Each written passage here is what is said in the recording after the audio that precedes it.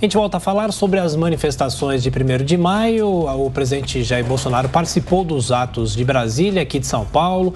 Os integrantes, os participantes desses atos criticaram de novo a atuação do Supremo Tribunal Federal e nosso entrevistado agora aqui no Jornal da Manhã, deputado federal, capitão Alberto Neto, do PL do Amazonas. Tudo bem, deputado? Mais uma vez, bem-vindo aqui à programação da Jovem Pan. Bom dia, bem-vindo.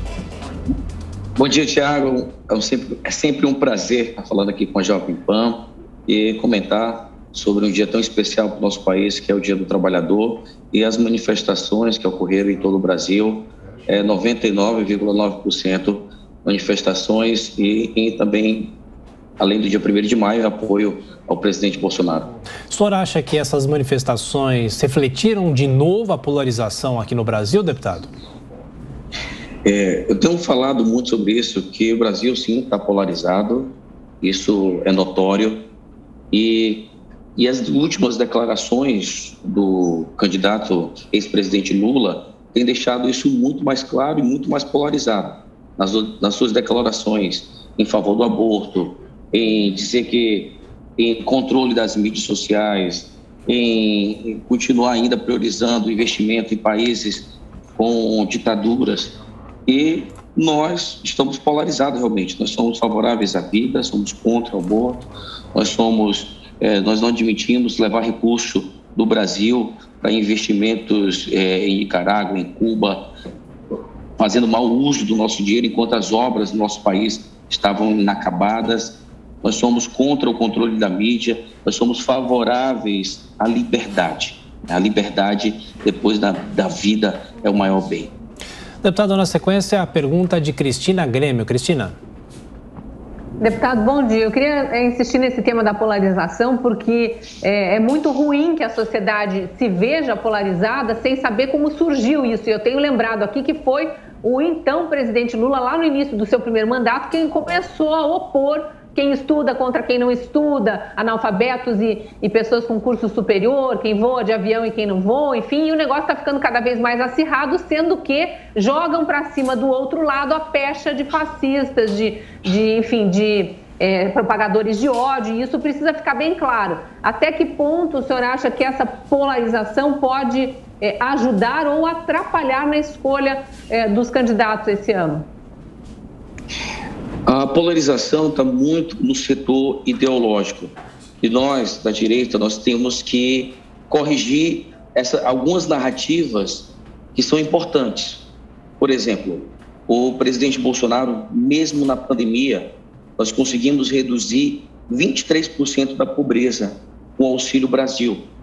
Então, aquela história de o PT que vai cuidar dos pobres, que o presidente Bolsonaro não cuida dos mais vulneráveis, é uma grande mentira. E a gente precisa corrigir isso. Que mesmo na pandemia, o governo Bolsonaro criou 3,6 milhões de empregos. Nós temos uma taxa de 96% da população com alguma atividade econômica. Isso é um recorde, mesmo com a pandemia. Nós fizemos uma reforma agrária silenciosa. Foram 330 mil títulos entregues. Então, nós precisamos quebrar algumas narrativas que a polarização acaba atrapalhando a direita. Que o presidente Bolsonaro, que o governo de direita também tem cuidado dos mais vulneráveis, que tem levado o nosso país para o crescimento. O Brasil é um dos países que mais cresce se a gente comparar com os países da OCDE. Deputado Alberto Neto, a gente segue a entrevista com a pergunta da Amanda Klein. Microfone, Amanda, por favor. Essa entrevista aqui no nosso Jornal da Manhã. Perdão, voltei. Perdão. Bom dia, deputado. O senhor citou alguns pontos interessantes, Auxílio Brasil, a queda do desemprego. Me admira o presidente Bolsonaro não ter citado isso em nenhum momento, sendo que ontem era o Dia do Trabalhador, mas ele não fez menção a avanços como o Auxílio Brasil e a queda do desemprego, que parecem bastante característicos ao dia de ontem. Quando o senhor fala também em liberdade, democracia e aí as ditaduras de esquerda, Cuba, Venezuela, eu queria entender, porque às vezes me parece um pouco confuso, exatamente como isso se encaixa no discurso com faixas e cartazes que pregam que fazem afronta ao STF, que pregam a destituição dos ministros do Supremo, ou então o impeachment dos ministros do Supremo, e que elegem como símbolo, como mártir da causa de liberdade da expressão, alguém como Daniel Silveira, que pregou justamente a volta do AI-5, que culmina com o fechamento do Congresso Nacional, faz ataques à democracia, ataques ao Supremo Tribunal Federal. Afinal de contas, que ideia de liberdade e democracia é essa? Porque me parecem coisas absolutamente antagônicas. Amanda, está muito recente a questão do caso do deputado Daniel Silveira, que foi uma grande aberração jurídica, uma perseguição a um deputado federal, e isso independente da posição. Você, independente do crime, talvez de fala, né, que ele possa ter cometido, que tinha que ser julgado pelo decoro parlamentar da Câmara dos Deputados, o deputado Daniel Silveira sofreu uma verdadeira perseguição política. Um deputado foi preso por 8 meses. Isso é um grande absurdo. O juiz que era vítima foi o juiz que condenou junto com o Supremo. Isso causou uma grande preocupação com a sociedade. Esse tipo de perseguições, no momento que nós vivemos, no momento hoje que nós não aceitamos qualquer tipo de ditadura, seja de onde ela vier. Ela não vai vir do Executivo, não vai vir do Congresso e muito menos pode vir do Judiciário, que não tiveram um voto. Eles têm que cumprir o que está na legislação. E o ministro Alexandre de Moraes extrapolou no caso do Daniel Silveira e causou uma grande comoção nacional. Então, nós da direita nos reunimos e realmente fomos às ruas para brigar por liberdade, que nós não vamos aceitar qualquer perseguição. Pode ser um deputado de esquerda, hoje foi um deputado de direita, amanhã pode ser um deputado de esquerda. E nós não vamos aceitar qualquer tipo de perseguição. Nós queremos um país livre e nós vamos lutar sempre por essa liberdade. Como é algo muito recente, no dia 1º de maio, foi aproveitado esse momento de reencontro, de festas, e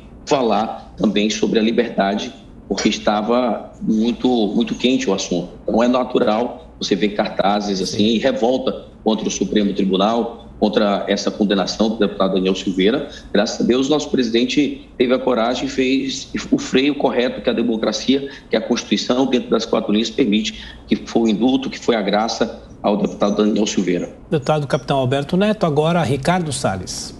Alberto, bom dia. Como você acha que é possível nós deixarmos ainda mais claro para a população, sobretudo a população mais simples, de baixa renda, que esses preços internacionais relativos, por exemplo, ao petróleo, que refletem na gasolina, fizeram com que os Estados Unidos tenham maior alta de combustíveis dos últimos 40 anos, por exemplo. Ou a Europa, inflação gigantesca. Quer dizer, deixar claro que isto não é um fenômeno que ocorre só no Brasil e que, não obstante seja um fenômeno mundial, isso está sendo feito aqui no Brasil, tudo que é possível para atenuar os efeitos para a sociedade. Perfeito, Ricardo. O presidente Bolsonaro faz o dever de casa, mesmo nessa crise mundial, pós-pandemia, guerra da Rússia contra a Ucrânia. Isso sempre acontece, você vai ver a história, os preços sobem. E o Brasil faz o dever de casa quando zera os impostos, por exemplo, do PIS, COFINS, para o diesel e para o gás. E nós criamos uma nova legislação que os estados precisam também fazer o dever de casa, fazer uma nova cobrança do ICMS.